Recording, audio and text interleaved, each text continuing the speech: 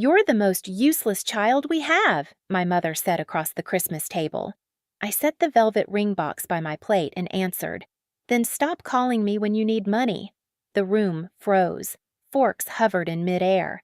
The angel on the tree leaned a little left, like even she didn't want to watch. I'm Linda, 32, Senior Marketing Coordinator, the invisible middle my family trained me to be. I'd come to Maple Street with two gifts, a hand-bound photo album I spent 40 hours restoring, and the news that David had asked me to marry him. Cinnamon and coffee drifted from the kitchen, but all I could taste was metal. Michael adjusted his designer watch. Karen smirked into a navy suit that probably cost my rent. My dad's eyes went soft. He always tries. My mother's stayed hard ruby sweater bright enough to sting. I had planned a gentle announcement over pie, a toast to peace. Instead, she cut first like she always did, and I finally bled out the truth. Before I continue, tell me where you're watching from, and hit like and subscribe if you've ever been betrayed by family. I thought this would be the year I finally earned her pride. I didn't know the crack in our house started decades ago and was about to split the whole table in half. The crack didn't start at Christmas. It started years earlier in the small brick house on Maple Street where favoritism was the air we breathed. Michael, the golden boy, Karen, the baby princess, and me, the one in the middle, the one who had to work twice as hard just to be noticed. My earliest memories are stacked like snapshots, Michael getting a B on his science test, and Dad ruffling his hair like he'd won a Nobel Prize. Karen throwing a tantrum so loud the neighbors peeked out their windows, and Mom laughing. "She's just spirited." Me, I brought home straight A's and trophies that glittered under the hallway light, and Mom would say, "That's what we expect from you, Linda. Don't get cocky." I learned young that love in our house wasn't unconditional, it was rationed. Michael got it in applause, Karen in indulgence. I got it in small nods, clipped approval, or worse, silence. By high school, I'd made it my mission to buy their affection in other ways. I worked part-time at the grocery store stuffing bags while my classmates went to football games. Every dollar I saved I turned into offerings: flowers for Mother's Day, a silver bracelet for Mom's birthday, thoughtful Christmas gifts wrapped in paper I picked out weeks in advance. Michael and Karen. They'd swing by the mall on December 23rd, grab whatever was on sale, and still walk away with the longest hugs and the biggest smiles.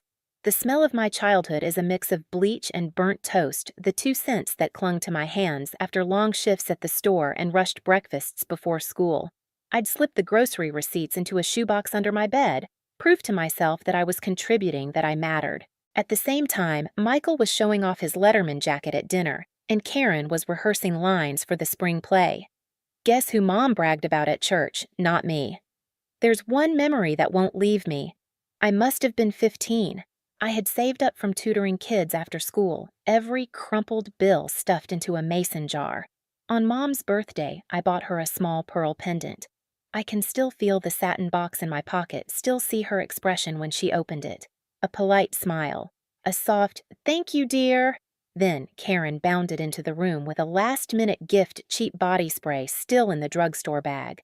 Mom squealed, hugged her, said, "You always know just what I like." I stood there holding the empty box invisible again. I told myself it didn't matter, that one day I'd prove them all wrong with my success, with a career that meant something. But the truth. Every time I was overlooked, something inside me cracked a little more.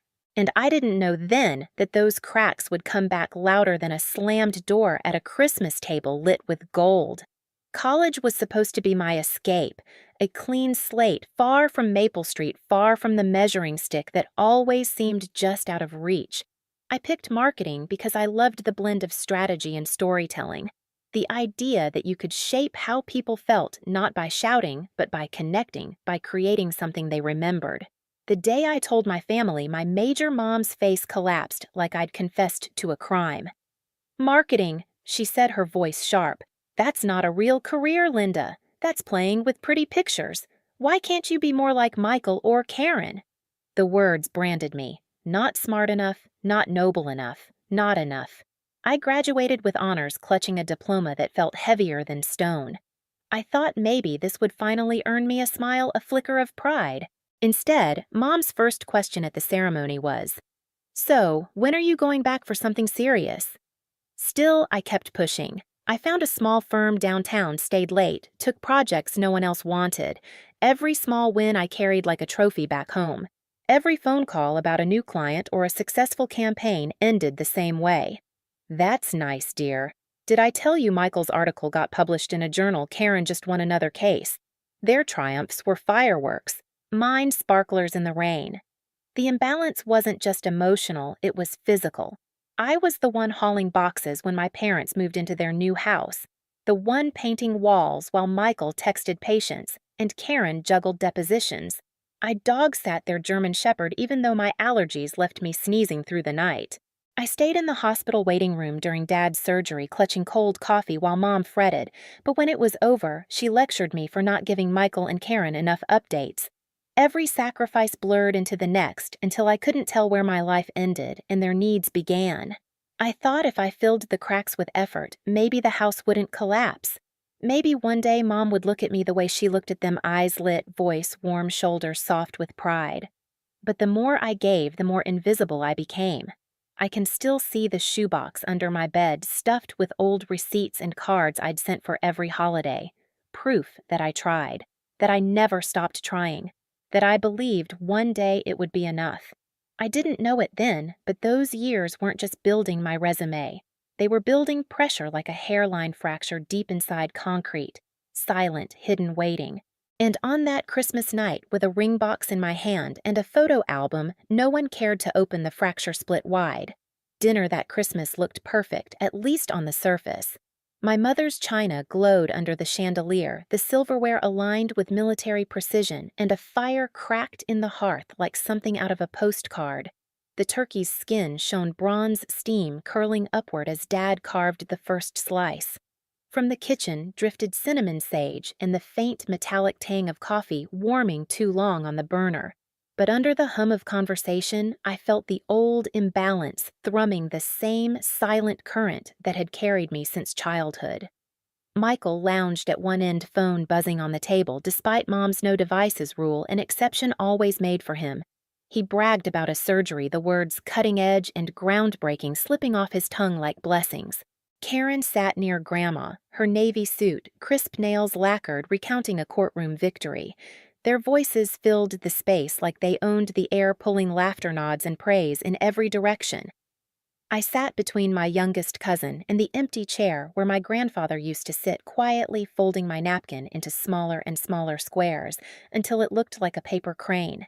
Every laugh that skipped across the table skipped right over me.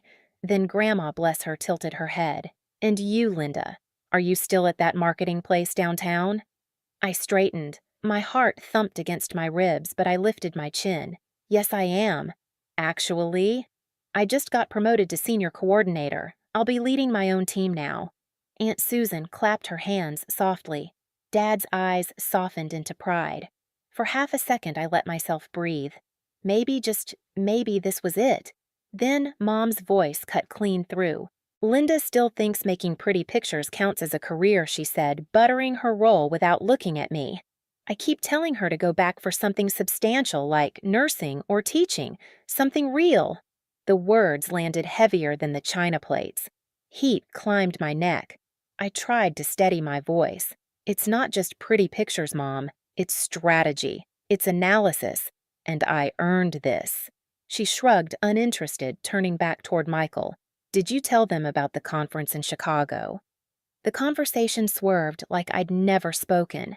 My little announcement dissolved in the clinking of glasses and Karen's booming laugh. My throat ached with unshed words. But I had one more card to play. The thought of it hummed in my chest like electricity. My pulse raced as I reached into my purse, brushing my fingers across the velvet box. The ring inside felt like an anchor, proof that someone somewhere saw me. Proof that my life mattered. "Actually," I said, standing a little straighter, forcing my voice over the chatter, "there's something even bigger I want to share." Every head turned. For the first time all evening, silence blanketed the table.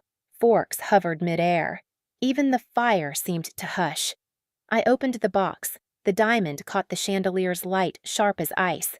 "David proposed," I said. "We're engaged." At first, there was a pause so sharp it rang louder than any cheer could have. Then, a polite scattering of voices broke the silence. "Congratulations!" Aunt Susan said, her smile gentle but cautious. Grandma reached over to squeeze my hand, her palm soft, steady. Dad's face lit with relief, his glass already lifting, but the others, Karen's lips twitched into a smirk. Michael barely looked up from his phone. And Mom's expression didn't move at all. Her eyes flicked to the ring, then to me, then back to her plate as though I'd set down something unremarkable like salt or pepper. "When did this happen?" Karen asked, voice tight. "In October," I said. My throat felt dry. "We went hiking in the mountains and David proposed at the overlook. It was perfect." October.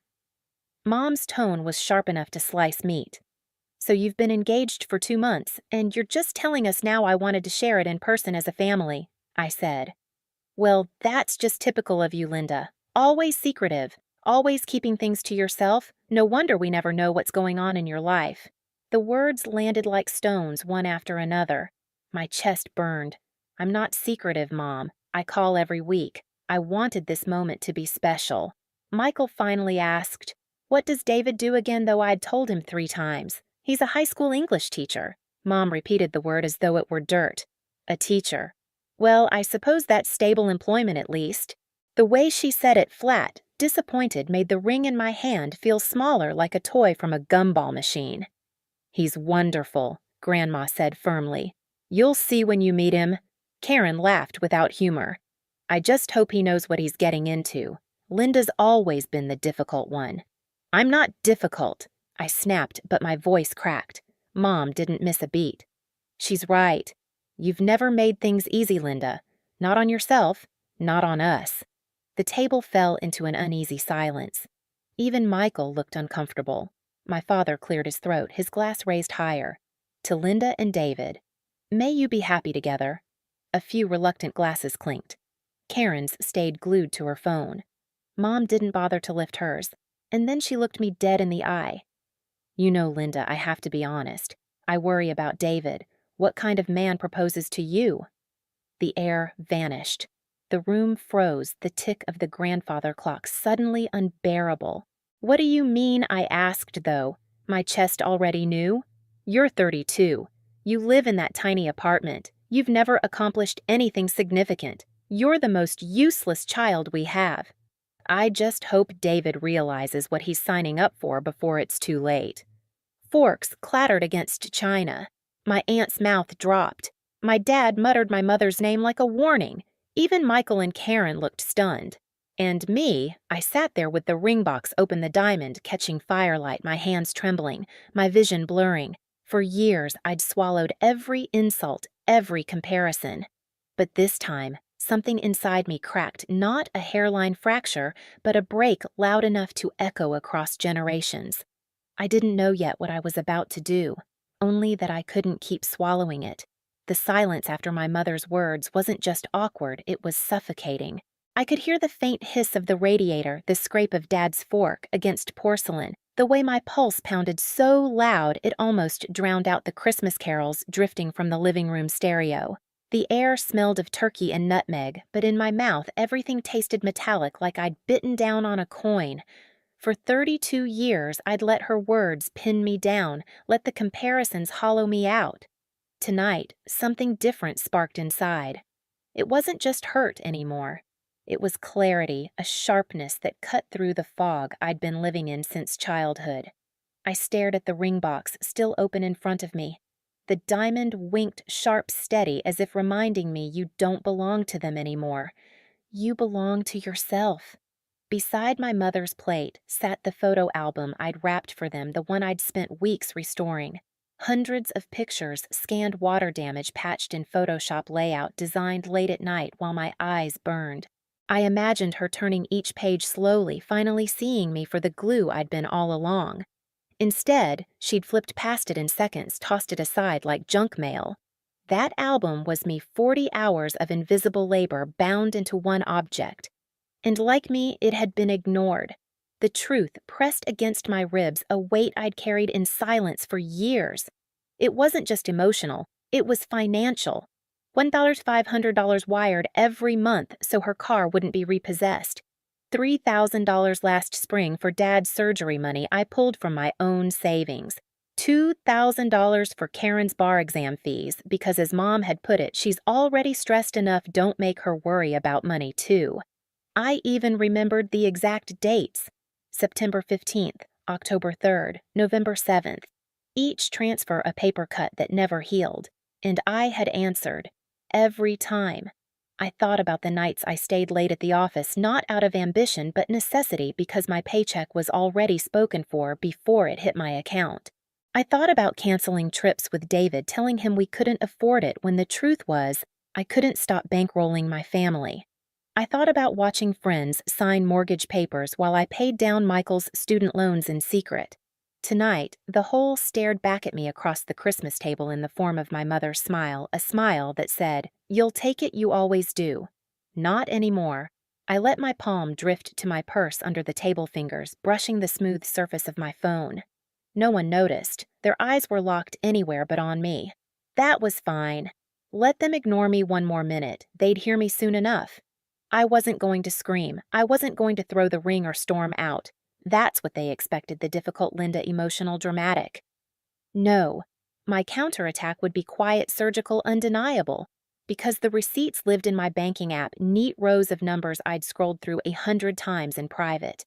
Tonight, those rows would speak louder than me. I drew a slow breath, steadying the tremble in my hands. The diamond on my finger caught the chandelier's light. For the first time in my life, I felt it wasn't just an ornament, it was a blade.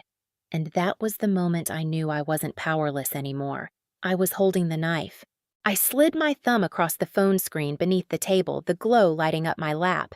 Line after line of transfers filled the display, each one a reminder of how deeply I had been mined. My stomach turned as I scrolled. $1,500, $3,000, $2,000. Over and over, the numbers stacking higher than the Christmas tree in the living room. I remembered the calls. Mom's voice, thin, desperate. "Linda, we're in a bind, just until your father gets back on his feet. Or worse, the manipulative softness. You know you're the reliable one. We couldn't ask Michael, he's busy. Karen's already overwhelmed, and I, foolish and hungry for approval, had said yes, again and again. The thing is, they never called it what it was. They called it help. They called it family. But it was theft, sanctioned, applauded, hidden behind smiles and Sunday dinners. I glanced at Mom across the table. She was busy complimenting Karen's new manicure, her laugh sharp and brittle.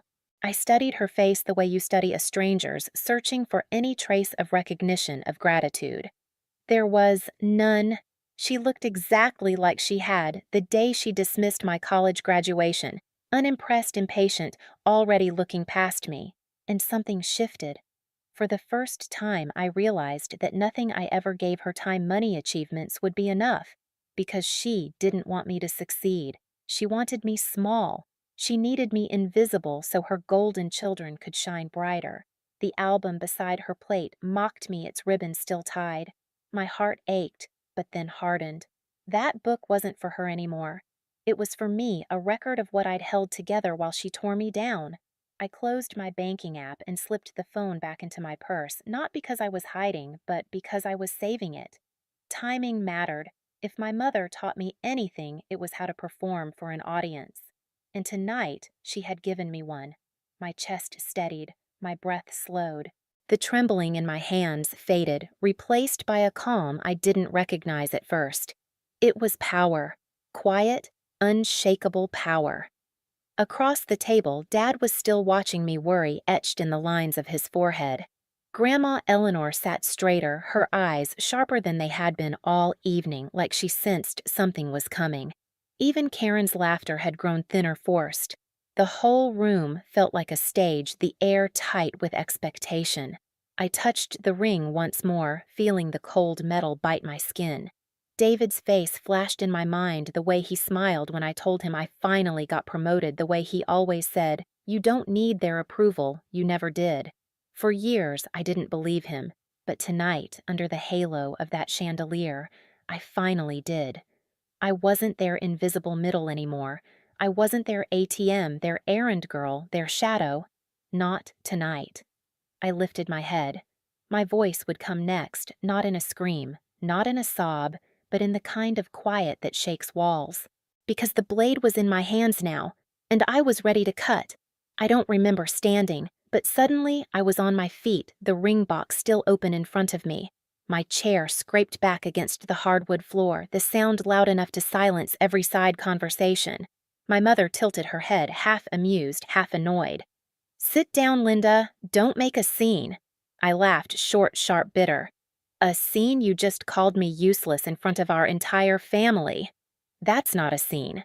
Her eyes narrowed. "You're being dramatic. Families talk honestly."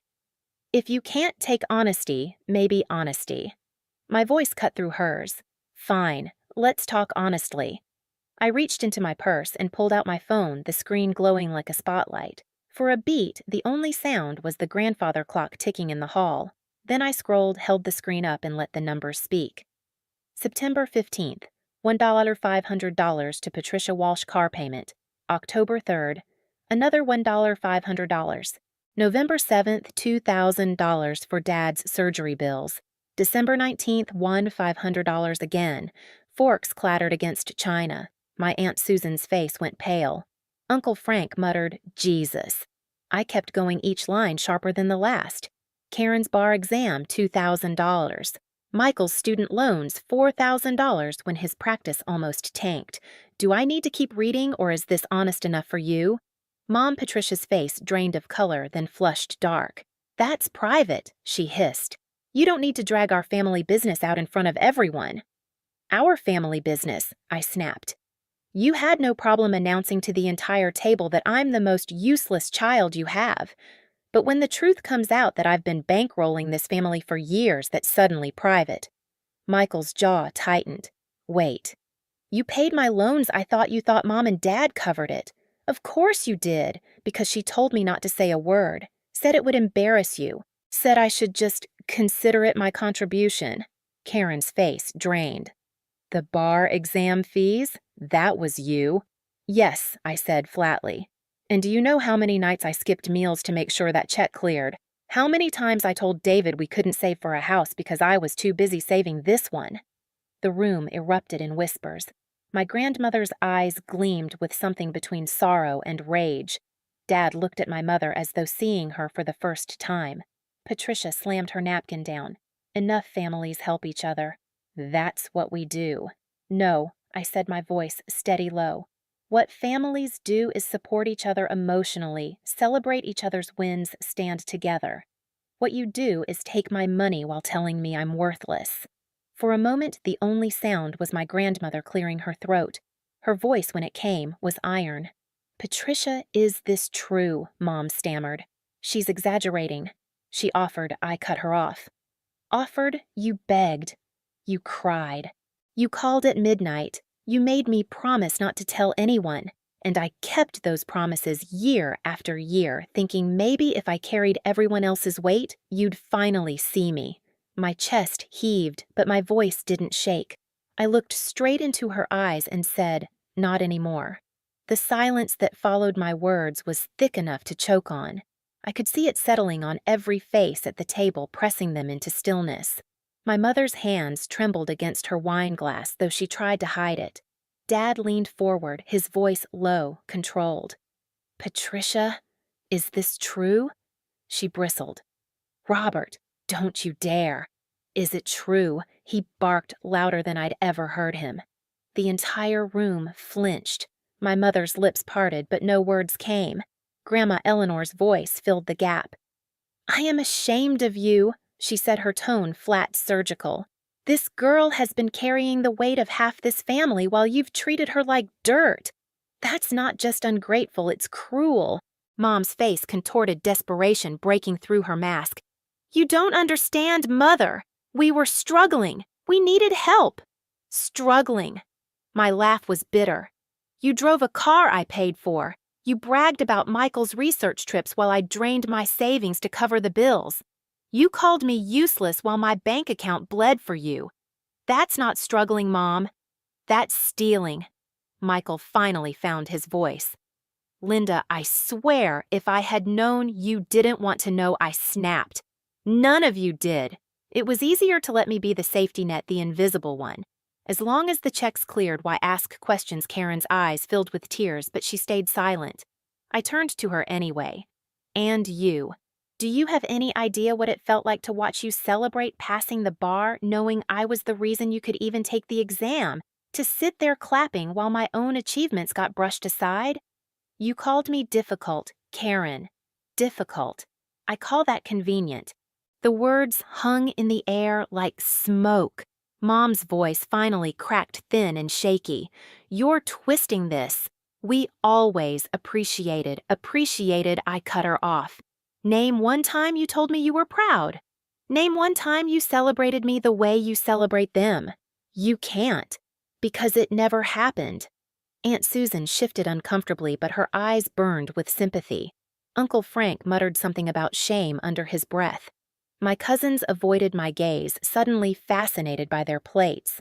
I placed my phone down in the center of the table screen, lit with rows of payments, proof glowing like neon. Here's the truth: for years you've had your golden children.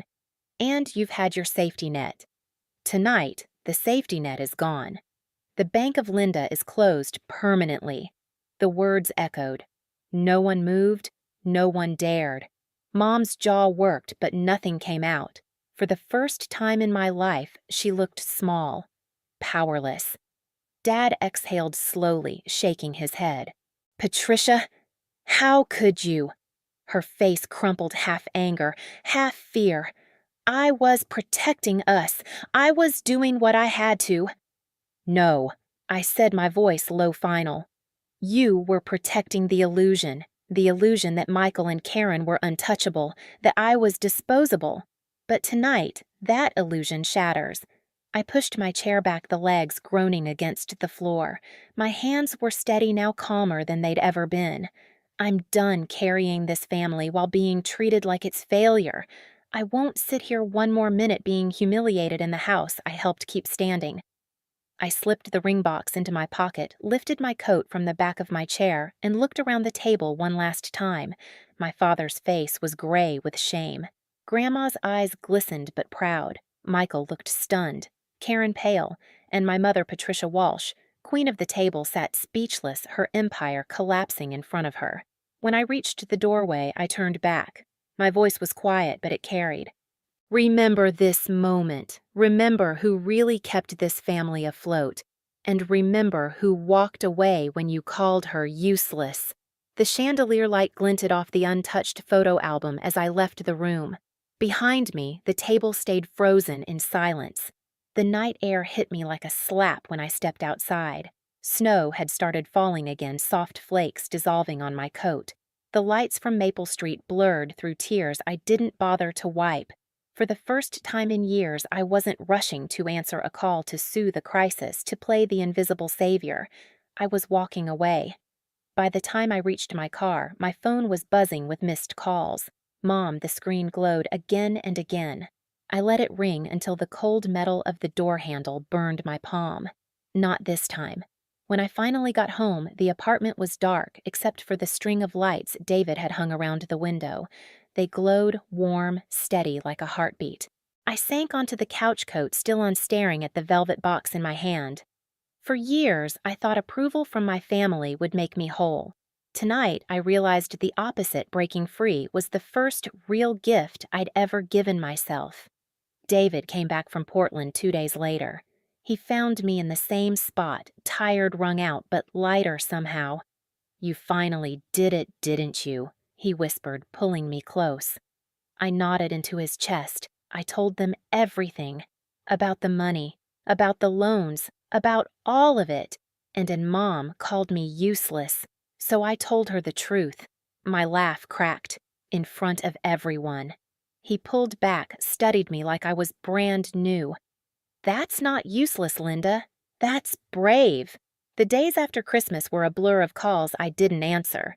Dad's messages were heavy with regret. Michael left a voicemail offering to pay me back. Karen's tone was defensive at first, then confused, then quiet. Even Mom's voice shifted from sharp to pleading to something almost fragile. But for the first time, I wasn't scrambling to fix it. I was letting them sit in the silence they created. At work, I noticed the change immediately. I walked into meetings taller, spoke without apology. My boss pulled me aside after a presentation. "You seem different," she said. "More focused. Keep it up. You're going places." It struck me, cutting the cord to my family's endless needs hadn't just freed my bank account, it had freed me. Still at night, I caught myself replaying the Christmas table, the diamond in the chandelier light, my mother's face collapsing, the album left unopened. And I knew one truth clear as the snow outside. They thought I'd regret it, but I didn't. 3 months later, the snow melted into spring, and I stood in a white dress at a historic inn outside the city. The guest list was small people who had earned the right to be there. David's parents. My grandmother Eleanor in the front row, her eyes proud and wet. Aunt Susan, who had called me every week since Christmas. A handful of friends who knew every scar in my story.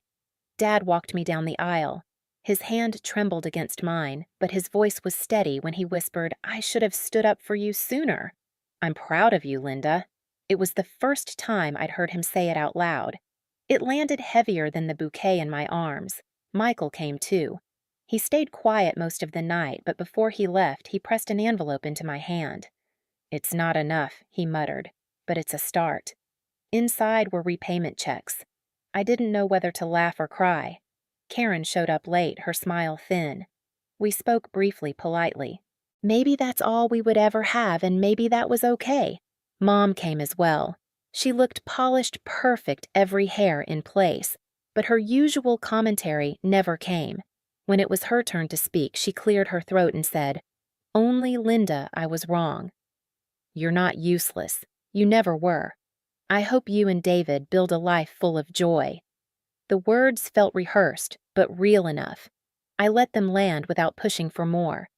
During the reception, Dad gave a speech that made my chest ache. Linda has always been the heart of this family, even when we didn't see it. David, you're marrying a woman who will move heaven and earth for the people she loves. Don't ever take her for granted. The room clapped, and for once, I didn't feel invisible. Later that night, I slipped away to breathe. In my bag, I still carried the photo album, the one that had been tossed aside on Christmas. I opened it under the soft glow of string lights.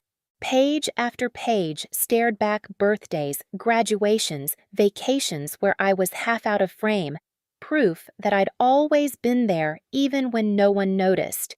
I closed it gently, no bitterness left, only resolve. The album wasn't for them anymore. It was for me to remember that being unseen didn't mean I didn't exist. David found me, then slipped his arms around my waist as our song started inside. "No regrets," he whispered. "None," I said. And I meant it. They thought calling me useless would break me. Instead, it gave me the clarity to walk away to write my own ending. Have you ever had to set boundaries with your family when they took you for granted? Tell me in the comments. I want to know I'm not alone. And if this story spoke to you, hit like and subscribe. Because sometimes the bravest thing you can do is stop giving to people who only take. And when you do, you realize the truth. I finally learned they thought they erased me. But really, I was the one who walked out and closed the book.